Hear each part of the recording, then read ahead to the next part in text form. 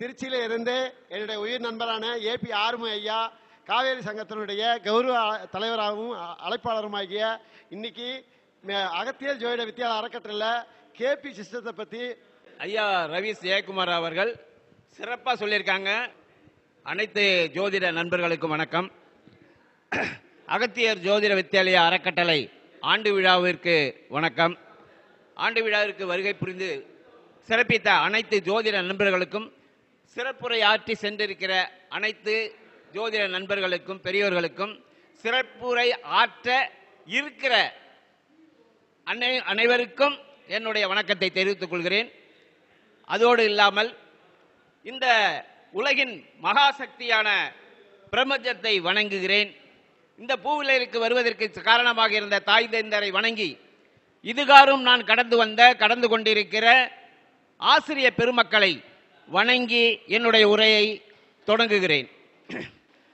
அப்ப இன்னைக்கு பாத்தீங்கன்னா ஐயா சொன்னாங்க கேபி முறையில் பேசுங்கன்னு. கேபி முறையில் பேசுங்கன்னு சொல்லிட்டு 1/4 மணி நேரம் டைம் சொன்னாங்க. 1/4 மணி நேரத்திலெல்லாம் கேபி முறையை விளக்கிறதுக்கு வாய்ப்பே இல்லை. அதனால இன்னைக்கு ஒரு ஜெனரல் சப்ஜெக்ட், ஏன்னா ஜெனரல் சப்ஜெக்ட் பேசுனா சீக்கிரம் முடிச்சிடலாம். அந்த ஜெனரல் சப்ஜெக்ட் என்னன்னா திருமணம். திருமணத்தை பற்றி தான் இப்போ நான் பேச போகிறேன். அதாவது இன்றைக்கு பார்த்தீங்கன்னா இன்னைக்கு நம்மகிட்ட ஜாதகம் வருது, உள்நாட்டில் வருது, வெளிநாட்டிலேருந்து வருது, எங்கேருந்து வந்தாலும் திருமணத்தைக்கு தான் அதிகமான ஜாதகம் வருகிறது. திருமணம் ஒன்று நடக்கவில்லை, எப்பயா நடக்கும் அப்படின்ற ஒரு கேள்வியை முன்வைக்கிறாங்க. இன்னொரு என்னன்னா திருமணம் முடிந்து விட்டது, 2 மாதம் ஆயிடுச்சுங்கய்யா, பிரிஞ்சு போயிருக்கிறாங்க, என்ன பண்ணுறேன்னு தெரியல அப்படின்னு கேட்டால் என்ன பொருத்தம் போட்டீங்க, யார்கிட்ட பொருத்தம் போட்டிங்கன்னா அவங்க சொல்கிற பொருத்தம் போட்ட ஜோசியரை சொன்னால் எனக்கு பயமாக இருக்குது. ஏன்னா பொருத்தம் போட்ட ஜோசியர் மிகப்பெரிய ஒரு ஜோதிடராக இருக்கிறார். அவர் உங்களுக்கு தெரிஞ்சிருந்தான் சார்ங்கிறாரு. ஐயோ ஐயோன்னு இருக்குது எனக்கு. ஏன் மிகப்பெரிய ஜோதிடர்கிட்ட போய் ஃபீஸ் எவ்வளவு கொடுத்தீங்கன்னா 5000 ரூபா ஃபீஸுங்கிறாரு. 5000 ரூபா ஃபீஸ் வாங்கிட்டு 2 மாசத்துல பிரிஞ்சு நிற்கிறான். 2 மாசத்தில் பிரிந்து நிற்கிறார்கள். இங்க யாரையும் நான் குறை சொல்றதுக்காக பேசல. நான் கேபியை பத்தி பேசினா நிறைய பேருக்கு எங்கேயோ வலிக்குது. இவன் என்ன, இவன் பராசரர் இங்க இருக்கிறாரு, ஜெய்மினி இருக்கிறாரு, அந்த முனிவர் இருக்காரு, இந்த சித்தர் இருக்காரு, அவரெல்லாம் இந்த ஜோதிடத்திற்கு ரூல் சொல்லி போயிருக்கிறாங்க. அதையெல்லாம் விட்டுட்டு இவன் நடுவுல குறுக்கு சால் ஓட்டுறான் கேபின்னுட்டு. நான் குறுக்கு சால் ஓட்டுறேன், என் மண்டையில அடிக்கிறேன், அடி மண்டையில அடி. நீ வா, நீ போட்ட பொருத்தம் இங்க புட்டுக்கிட்டு போகுது, யாரு பதில் சொல்றது? நீ போட்ட பொருத்தம் 2 மாசத்துல டைவர்ஸ் ஆகுது, 3 வருஷத்துல டைவர்ஸ் ஆகுது. அப்ப எது என்ன காரணம்? ஜோதிடம் பொய்யா, ஜோதிடர்கள் பொய்யா? ஜோதிடம் பொய்யா, ஜோதிடர்கள் பொய்யா? அப்படின்னா ரெண்டுமே பொய் இல்ல. ரெண்டுமே பொய் இல்லையா? என்னங்க இது, எதையாவது ஒண்ணு சொல்லணும்லங்க. அப்படின்னா ஜோதிடரும் பொய் இல்ல, ஜோதிடமும் பொய் இல்லை. ஆனால் எங்கேயோ ஒரு தவறு இருக்கிறது. அது என்ன என்று நான் யோசித்தேன். அந்த தவறு எங்கே நடக்கிறது என்று யோசிக்கும் பொழுதுதான் உண்மை புலப்படுகிறது. அப்ப என்ன உண்மை அப்படின்னு பார்த்தா, இந்த ஜோதிடர்கள் அவங்க வயசானவங்க 80-85 வயசு. இன்னைக்கு அவங்க பல 1000 மாணவர்களை உருவாக்கிய ஒரு குருமார்கள் போட்ட பொருத்தம் புட்டுக்கிட்டு போகுது. என்னடா அது? இந்த குருமாரே 1000-200 1000-2000 பேரை ஜோதிடர்களை உருவாக்கின ஒரு குருமாரு எவ்வளவு எக்ஸ்பீரியன்ஸ் இருக்கும்? ஏன் தோற்றார்? திருமண பொருத்தத்தில் ஏன் தோற்றார் அப்படின்னு பார்க்கும்போது அங்கதான் விஷயம் என்னால் புரிஞ்சுது எனக்கு. இந்த ஜெனரேஷன் கேப்னு ஒண்ணு சொல்லுவாங்கல்ல, ஜெனரேஷன் கேப்னு ஒண்ணு சொல்லுவாங்க. அதாவது இப்ப இருக்கிற தலைமுறைக்கும் நடைமுறை உள்ள இந்த தலைமுறைக்கும் 50 ஆண்டுகளுக்கு முன்னிருந்த ஒரு சமூக சூழ்நிலைக்கும் உள்ள வித்தியாசத்தை இந்த பழமையான ஜோதிடர் 80 வயசு 90 வயசான ஜோதிடர்களுக்கு புரியவில்லை. இந்த அன்றைக்கு பாருங்க, 3 நாளைக்கு முன்னாடி நாகப்பட்டினத்துல ஒரு ஜாதகம் பார்த்தேன். பொண்ணுக்கு கல்யாணமா எப்பங்க என்ன, இன்னும் 33 வயசு, ஏமா இன்னும் கொஞ்சம் 3 வயசு வெயிட் பண்ணுங்கம்மா. என்னங்க ஐயா நீங்க பாருங்க, அவசரப்பட்டு கல்யாணம் பண்ண முடியாது, வெயிட் பண்ணுங்க. இல்ல நாங்கெல்லாம் அப்ப அப்படியே சீக்கிரமா கல்யாணம் பண்ணோம், அப்படியே இப்படியாச்சு. நீ எந்த வயசு, டேட் ஆஃப் பர்த், இன்னைக்கு வயசு என்ன உனக்கு? என்னம்மா வயசு? எனக்கு 62 வயசுங்க. 62 வயசு. நீ கல்யாணம் பண்ணாம எப்படி இருந்த? மாமனார் இருந்தாங்க, மாமியார் இருந்தாங்க, கொழுந்தனாரங்க, நாத்தனாரு, அத்தனை குடும்பத்துக்கும் ஜோறு அமைச்சு போட்ட. நீ அத்தனை பேருக்கும் சோறு சமைச்சு போட்டியா இல்லையா? ஆமாங்க ஐயா, அவ்வளோ கஷ்டப்பட்டேன்.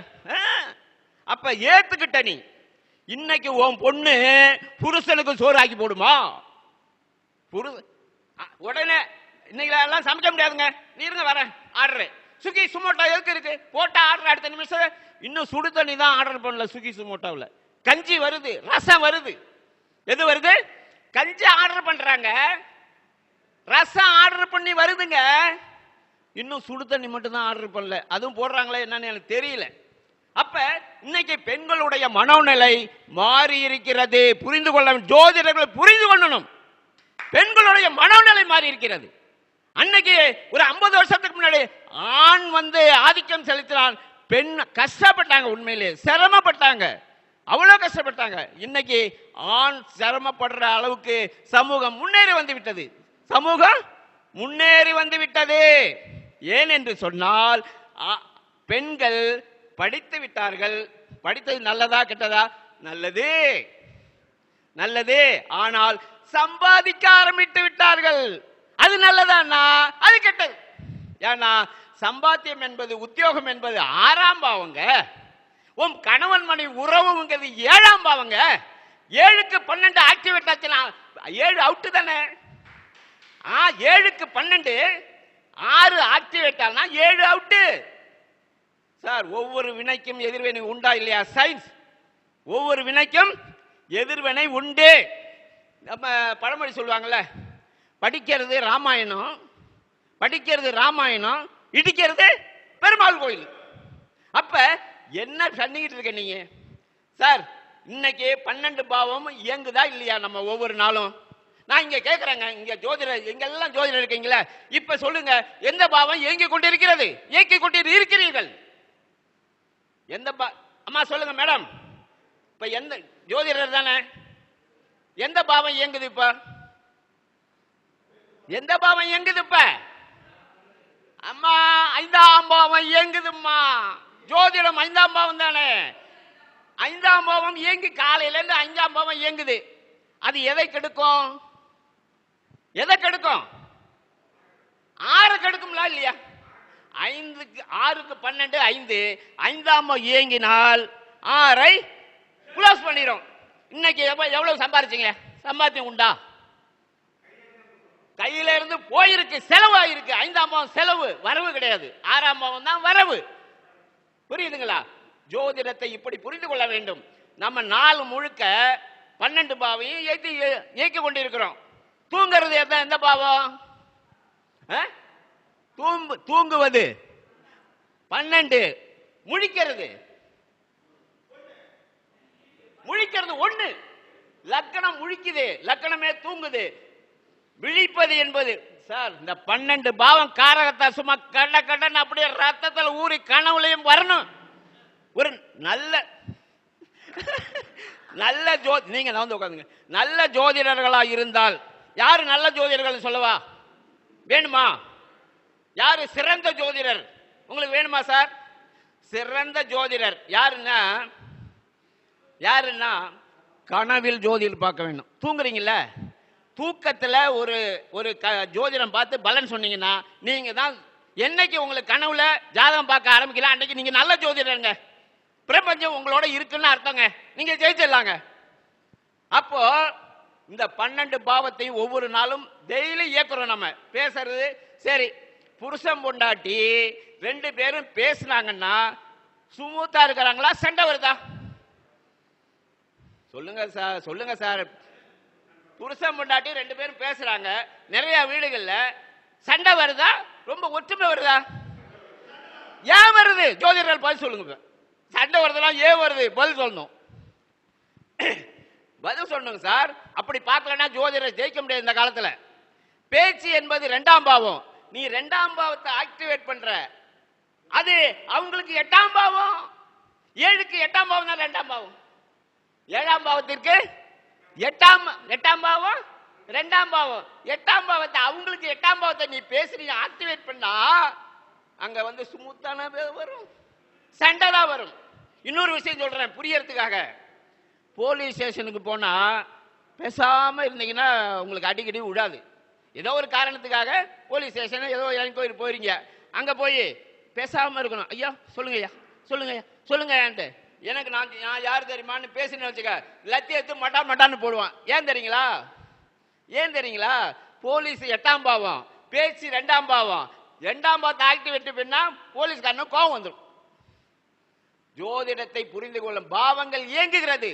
பாவங்களின் விளையாட்டும். நான் பெரிய சப்ஜெக்ட் ஒன்று எழுதி தயார் பண்ணி வச்சிருக்கேன், பேச நேரம் இல்ல. பாவங்களின் விளையாட்டும் வினயங்களும் அப்படிங்கிற ஒரு தயார் பண்ணி வச்சிருக்கேன். நீ எந்த பாவத்தை இயக்குற, அதனால உன்னை என்ன நடக்குது, இதை நீ புரிஞ்சுக்கிட்டேன்னா ஒரு ஸ்டெப் எடுத்து வைக்கும் போது பார்த்து எடுத்து வைப்ப. நீ என்ன செய்யறதுன்னு தெரியல, எந்த பாவத்தை இயக்கிட்டு இருக்கன்னு சாதாரண ஜனங்களுக்கும் தெரியல, ஜோதிடருக்கும் தெரியல. சாதாரண ஜனங்களுக்கு தெரியாம போட்டோம் பாவம். அவங்களுக்கு ஜோதிடம் பாவமும் தெரியாது, பாவம் ஒன்றும் தெரியாது. ஆனா ஜோதிடர்கள் எந்த பாவம் இயங்குகிறது, இயக்கி கொண்டு இருக்கிறோம் அப்படி என்று தெரிந்தால் தானே உன்னுடைய லைஃபை நீ சரியா பண்ணிக்கலாம். உனக்கு என்ன பாவத்தை இயக்குறோன்னு தெரியாம நீ பாட்டுல சார், இந்த பிரபஞ்சத்தில் 2 விஷயம் தான் இருக்குது. ஒன்னு இயங்குதல், அது உன் கண்ட்ரோல்ல இல்ல, அது இயங்கிட்டே இருக்கும். இயக்குதல் உன் கண்ட்ரோல்ல இருக்கு. அப்ப இயக்குதலை பார்த்து இயக்கணும். இவன் பார்த்து இயக்கணும். எவனாவது கேட்கிறானா சொன்னா காசு காசு காசு காசுன்னு சேர்த்து, காசு எந்த பாவம்? 12 பாவத்துல இரட்டைப்படை பாவங்கள்லாம் காசு சார். உயிர் பாவங்கள் என்று சொல்லக்கூடிய ஒற்றைப்படை பாவங்கள் உயிர் பாவங்கள். உயிரை வளர்க்க போறியா இல்ல இப்ப காசை வளர்க்க போறியா? இவன் என்ன சொல்ற, என்ன பண்றான், காசை சேர்க்கிறான் சேர்க்கிறான் சேர்க்கிறான் சேர்க்கிறான், சேர்த்து காசு சேர சேர சேர 1 மாத்திரை 2 மாத்திரை 3 மாத்திரைன்னு மாத்திரை வேற போட்டு இந்த உயிர் பாவத்தை கெடுத்து சாவர காலத்துல எல்லா காசையும் கொண்டு போய் அங்க வாங்குறதுக்கு உட்காந்துருக்கான்ல 8ஆம் பாவம், அவன் கிட்ட 5 லட்சம் 10 லட்சம்னு சொல்லி காலி பண்றான். ஏண்டா ஏண்டா நான் என்ன சொல்றேன், எப்பா அளவோட சாப்பிடு. நிறைய பேர் பாத்தீங்கன்னா நல்லா சாப்பிட்றத அதையும் இதையும் தின்னுட்டு என்ன ஆகும், கொழுப்பு ஏறிடும், உடம்பு பெருசாயிடும். டாக்டர்கிட்ட போவான், வாக்கிங் போ, மாங்குன்னு நடந்துகிட்டு இருக்கான். லிமிட்டோட சாப்பிட்டா அளவோட சாப்பிட்டா வாக்கிங் போக வேண்டாம், நார்மலா இருக்கலாம். அப்ப எல்லா ஏத்துக்கும் காரணம் யாரு?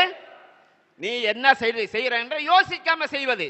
நான் ஜனங்கள்கிட்ட மக்கள்கிட்ட என்ன சொல்வேன்னா, இந்த ஜோதிடம் ரொம்ப இந்த ஜோதிடத்தை அருளி சென்ற முனிவர்கள் சித்தர்கள் யோகிகள் இந்த மக்களுக்காக சிறப்பான விஷயத்தை கொடுத்துட்டு போயிருக்கிறாங்க. இதை கிளாரிட்டியோட சொல்லி கொடுக்கிற ஜோதிடர்கள் கொஞ்சம் கம்மியா தான் இருக்கிறாங்க. ஆனால் நான் என்ன சொல்றேன்னா, நீங்க உங்களுடைய ஒவ்வொரு செயலையும் நான் என்ன சொல்லுவேன் தெரியுங்களா, கல்யாணத்துக்கு ரெடி பண்ணிட்டு இருக்கீங்களா, கல்யாணத்துக்கு ரெடி ஆகிட்டு இருக்கும்போது வீடு கட்டாதம்ம, கல்யாணத்துக்கு ரெடி ஆகிட்டு இருக்கும்போது வீட்டு வேலையை கொஞ்சம் இரியா, கல்யாணத்தை முடிச்சு வச்சுட்டு செய்யலாம். ஏன்னா நீயே என்ன பண்ற, அடுப்பு பத்த வைக்கிற, நீயே தண்ணி எடுத்து ஊத்துனா அடுப்பு எரியுமா? ரெண்டும் ஒரே நேரத்தில் செய்ய முடியாது. அடுப்பு எரிய விட்டா அடுப்பு எரியணும், நீ அடுப்பையும் எரிய வைப்பேன் தண்ணி எடுத்து அதுல ஊதுனா அப்புறம் ஐயா கல்யாணம் நின்று செட் ஆகலைங்க, செட் ஆகல. என்ன பண்றான்னா வீட்டு வேலையும் ஆரம்பிச்சிருவான், 4ஆம் பாவம் ஆக்டிவேட் ஆகும். இந்த பக்கம் 7ஆம் பாவத்துக்கு பொண்ணு தேடிட்டு இருப்பான். ரெண்டும் ஆப்போசிட். 7க்கு 4 எத்தனை பாவம் சார்? 7க்கு 7 1ஆம் பாவம், அதுல இருந்து 2 4 எத்தனை? அப்ப ஆப்போசிட் பாவங்களை இயக்கினால் அந்த வேலை நடைபெறாது. 6ஆம் பாவத்தை அதிகமா இயக்கணும்னா 7ஆம் பாவம் கல்யாணம் செட் ஆகாது. அப்ப 5ஆம் பாவத்தை ஆக்டிவேட் பண்ணா கல்யாணம் செட் ஆயிரும். 5ஆம் பாவம் ஏன் 5ஆம் பாவத்தை ஆக்டிவேட் பண்ணா 7ஆம் இடத்துக்கு அது லாபஸ்தானம் 11ஆம் பாவம். பரிணாம பாவங்கிறது 3ஆம் பாவங்கய்யா. 7க்கு 11ஆம் பாவங்கிறது 5, அது 200 மடங்கு லாபம் கொடுக்கும். 7 வந்து 100 மடங்குன்னா 5ஆம் பாவம் 200 மடங்கு வேலை செய்யும். அப்ப ஏன் குலதெய்வம் கோயிலுக்கு போய் சொல்றாங்க? ஏன் சார் குலதெய்வ கோயிலுக்கு போய் முதல்ல போயிட்டு வாங்க. 5ஆம் பாவம் சார் குலதெய்வம். இவன் கல்யாண வேலைக்கு வந்தானா ஓடு ஓடு ஓடு ஓடு குலதெய்வனுக்கு போய் எப்போ போன அது ரொம்ப போய் குலதெய்வனுக்கு பூஜை போடு. அப்ப என்ன ஆகுது? 5ஆம் பாவம் ஆக்டிவேட் ஆகுது. 200 மடங்கு வேலை செய்யும். சீக்கிரம் பொண்ணு செட் ஆகும். 5க்கு 9ஆம் பாவம் என்னது? 5க்கு 9ஆம் பாவம் 1க்கு 5ஆம் 9ஆம் பாவம் இருக்கு இல்லையா? அது பூர்வ புண்ணிய ஸ்தானம், பாக்கிய ஸ்தானம். 9 ஆக்டிவேட்னா கோயில் குளத்துக்கு போயிட்டு வாங்க அப்படின்னு சொல்லுவாங்க. ஒற்றை உயிர் பாவம் உங்களுக்கு வேலை நடக்கணும். லக்ன பாவம் 7ஆம் பாவம்ங்கிறது உயிர் பாவம். அது ஆக்டிவேட் ஆகணும்னா உயிர் பாவங்களை, அதற்கு சாதகமான உயிர் பாவங்களை ஆக்டிவேட் செய்தால் இவன் பார்த்தீங்க உயிர் பாவத்தை எப்படிலாம் ஆக்டிவேட் பண்ணலாம் பாருங்க. இப்போ 7ஆம் பாவம் நம்ம காரியம் நடக்கணும். 7ஆம் பாவத்தில் தான் இந்த சமூகம் இருக்கிறாங்க. அப்ப இது வரைக்கும் இவன் தனியாவே இருந்திருப்பான், யாருக்கிட்டையும் ஒட்ட மாட்டான். ஏன்னா இவன் பெரிய பதவி வந்துடுச்சு, காசு வந்துடுச்சு, இவன் நின்று இருப்பான். இப்ப இவனுக்கு எவனும் பொண்ணு கொடுக்க மாட்டான். அப்ப என்ன பண்ணும்? எல்லா சொந்தக்காரங்க சொந்த பந்தங்கள்லாம் கூப்பிட்டு போய் பார்த்து இந்த மாதிரி பொண்ணு தேடுறாங்க, இன்னும் பிரிசிடிஸை விட்டுட்டு, இந்த காசு திமுறை விட்டுட்டு போய் எல்லாரையும் பார்த்து பேசிட்டு வந்தான்னா ஏதாவது ஒரு நல்ல விஷயம் நடக்கும். இவன் காசு திமுறையும் அடக்க மாட்டான், பொண்ணும் வேணும் வராது. அப்படி பொண்ணு எப்படி தேர்வான் தெரியுங்களா? அது வேற விஷயம் இருக்கு, அதை சொல்ல. பொண்ணு இவன் வந்து கோடி கோடியா சேர்த்துட்டானா, பொண்ணு இவனுக்கு ஸ்டேட்டஸ் வைஸா பொண்ணு பார்க்கறானாம். ஏன்டா லூசு பையில, உன்கிட்ட தான் காசு இருக்கடா, கஷ்டப்படுற ஒரு குடும்பத்துல இருந்து பொண்ணை கல்யாணம் பண்ணிட்டு வரணும்ல, இதுதானே சரியா இருக்கும்? நீ தான் ஏற்கனவே காசு சேர்த்து வச்சிருக்கீல்ல, திரும்ப அந்த பொண்ணை கூட்டு வந்து அவ திமிரா இருப்பாளா? அப்ப நீ சொல்றது அப்படியே சாமி சொல்லுங்கன்னு கேட்பாளா? அவ திமிரா தானே இருப்பா. நீ தான் காசு வச்சிருக்க, அவனையும் காசை வச்சிருக்க, கல்யாணம் பண்ணி வச்சுட்டு ஐயோ இங்க குத்துதே குடையுதுன்னா என் பையனை மதிக்கவே மாட்டா, எப்படிடா மதிப்பா? அவ காசோட வந்திருக்கிறா, அப்படியுமே இருக்கிறதுக்காக வந்திருக்கிறா. நான் ஏன் சமைக்கணும்? ஒரு வேலையாள போடு. நான் ஏன் சமைக்கணும்? ஆர்டர் போடு. நான் ஏன் வந்து காரில் போகணும்? இந்த காரு ரயிலில் இன்னொரு கார் வாங்கு சொல்லுவாளா? சொல்ல மாட்டாளா? குடும்பம் நடக்குமாங்க? மக்கள் இதை சரியாக புரிந்து கொள்ள வேண்டும். ஜோதிடர்கள் அதிகமாக புரிந்து கொள்ள வேண்டும். சும்மா இந்த கட்டத்தை பார்த்து, கிரகத்தை பார்த்து, இவன் அங்க பாக்குறான், இவன் இங்க பாக்குறான், இது அங்க போச்சுங்க, கதை நடக்காது. பொருத்தம் அவுட்டு. உண்மையை புரிந்து கொள்ள வேண்டும். கால தேச வர்த்தமானம் விஷயத்தை நீங்கள் அங்கீகரிக்க வேண்டும். 50 வருஷத்துக்கு முன்னாடி நான் பொருத்தமே போடல. என்ன சொல்றாரு ஒரு பழைய ஜோதிடர் ஒருத்தர் சொல்றாரு, என்ன 50 வருஷத்துக்கு முன்னாடி நான் பொருத்தம் எல்லாமே கல்யாணம் பண்ணிக்கல, வாழலையா? 50 வருஷத்துக்கு எங்க பொருத்தம் பார்த்தாங்க? மாமன் பையன், மாமன் புள்ள, அத்தை புள்ள கல்யாணம் பண்ணி வச்சோம்ல, வாழலையா? ஏன்னா வாழ்ந்தாண்டா, இன்னைக்கு வாழ சொல்றா பார்க்கல. ஓம் பொண்ணு சார், உண்மையை சொல்ற, என் பொண்ணு நான் சமாளிச்சு கல்யாணம் பண்ணி படாத படுபட்டேன். நான் ஏன் வந்து அவனை கல்யாணம் பண்ணிக்கணும்? நான் சம்பாதிக்கிறேன், எனக்கு தகுந்த மாதிரி தான் மாப்பிள்ளை எனக்கு வேணும். ஒன்றும் பண்ண முடியல, என்னால ஒன்றும் பண்ண முடியல. அப்ப அதை தேர்ந்தெடுத்து அவங்க படிச்சுட்டாங்க, சம்பாதிக்கிறாங்க, சுயகாலில் நிக்கிறாங்க. நீ சொல்ற பொண்ணா மாப்பிள்ளை எல்லாம் அவ கல்யாணம் பண்ணிக்க மாட்டான். என் பொண்ணுக்கு அதான் நிலைமைனா உங்க பொண்ணுக்கு அதான் நிலைமை. இதை புரிந்து கொள்ள வேண்டும். இதை புரிஞ்சுக்காம எங்கேயாவது போய் பொருத்தம் போட்டு கல்யாணம் பண்ணா நடு வீதியில நிக்கிறாயா? எனக்கு வர்ற 4 ஜாதகம் 5 ஜாதகம் டைவர்ஸ் வருது. கஸ்டமர் இவ்வளவு கோபமா பேசுற காரணம் தெரியுமா? வேதனையோட பேசுறேன். பெற்றோர் அழுகுறாங்க, போன பண்ணிட்டு அழுகுற. ஐயா 3 மாசம் ஆச்சுயா, 3 மாசம் தான் ஆச்சியா, காசு வேற என்ன நகை போட்டேன், காசு கொடுத்தேன், இவ்வளவு கல்யாணத்துக்கு 10 லட்சம் ரூபாய் செலை போட்டேன், எல்லாம் போச்சு. என்ன பொருத்தம் பாக்குறீங்க? மனோநிலையை மாற்றிக்கொள்ளுங்கள். இன்றைய பெண்களுடைய மனோநிலையை ஸ்டடி பண்ணுங்க. இன்றைய பெண்களுடைய மனோநிலையை ஸ்டடி பண்ணாம, புரிந்து கொள்ளாம பொருத்தம் விட்டுனா உன்னை உதைக்க போறான். இதான் நிலைமை. அப்ப இன்றைய மனோநிலை, பெண்களுடைய மனோநிலை எப்படி இருக்குங்கிறத பார்த்து பொருத்தம் போட சொல்லி ஜோதிடர், ஏமா நீங்க வந்து பிள்ளையை பெற்ற தாய் தந்தையருக்கும் சொல்லிக்கிறேன், கொஞ்சம் அவசரப்படாதீங்க. ஒரு ஜோதிடருக்கு 4 ஜோதிடரை பாருங்க, 4 ஜோதிடரை பாருங்க, என்ன சொல்றான்னு கேளுங்க. ஏன்னா 50 லட்சம் 1 கோடிலாம் செலவு பண்ணி இன்னைக்கு கல்யாணம் பண்றாங்க. ஜோதிடருக்கு 500 ரூபா கேட்கறாங்க. ஜோதிடர் பொருத்தம் பார்க்கல. ஏண்டா 1 கோடி செலவு பண்ற கல்யாணத்துக்கு 10 பேருக்கு நீ 500 ரூபா கொடுத்தாலே 5000 தாண்டா ஆகும். 1000 ரூபா கொடுத்தா 10,000 ரூபா தாண்டா ஆகும். போட்டோகிராஃபருக்கு 2 லட்சம் செலவு பண்றியடா. மேடை அலங்காரத்துக்கு 5 லட்சம் செலவு பண்றியடா. லூசு பையலுக்கு கொல்லுவனா சொல்ல பண்றான். ஏன்னா ஜோசியருக்கு காசு கொடுக்கறதுக்கு யோசிச்சுட்டு 3 மாசத்துல நடுத்தருவில் நிக்கிறது பொண்ணும் பிள்ளையும். என்ன வந்து நீங்க கல்யாணம் பண்ணி வைக்கிறீங்க? கொஞ்சம் யோசியுங்கள் பெற்றோர்கள். எனக்கு பேசுறது வந்து கோபமா இருந்தாலும் நான் கோபமா தான் பேசுறேங்க. எனக்காக இல்லைங்க. எனக்கு இதுல கிடைக்க போறது ஒண்ணும் இல்லைங்க. எனக்கு வந்து இந்த பெற்றோர்கள் பிள்ளைய பெற்ற பேரும் பையனை பெற்றவங்களும் இன்னைக்கு கண்ணீர் விடுறாங்க. ஜாதகம் வர்றதெல்லாம் டைவர்ஸ் கேஸா வருது. இவ்வளவு ஆகி போச்சு, இப்படி ஆகி போச்சு, அவர்கிட்ட பொருத்தம் போட்ட இவர்கிட்ட பொருத்தம் போட்டேன்னு சொல்லிட்டு இதை நிறுத்த வேண்டும் என்றால் ஜோதிடர்களுக்கும் விழிப்புணர்வு வர வேண்டும். தாய்மார்களுக்கு தந்தைகளுக்கும் தாய்ந்தர்களுக்கும் விழிப்புணர்வு வர வேண்டும் என்று சொல்லி இதோடு நான் முடிச்சுக்கிறேன். இன்னொரு வாய்ப்புல நிறைய இது பத்தி பேசுவோம். ஏதாவது ஹார்ஷா பேசியிருந்தா, கோபமா பேசியிருந்தா அனைவரிடம் மன்னிப்பு கேட்டுக்கொள்கிறேன். நன்றி, வணக்கம், வாழ்த்துக்களுங்க. சத்தான கருத்தை சட்டமாக தெரிவித்த திருச்சி ஆறுமுகம் ஐயா அவர்களுக்கு ரவி ஐயா நல்லாடை போர்த்துவார்கள்.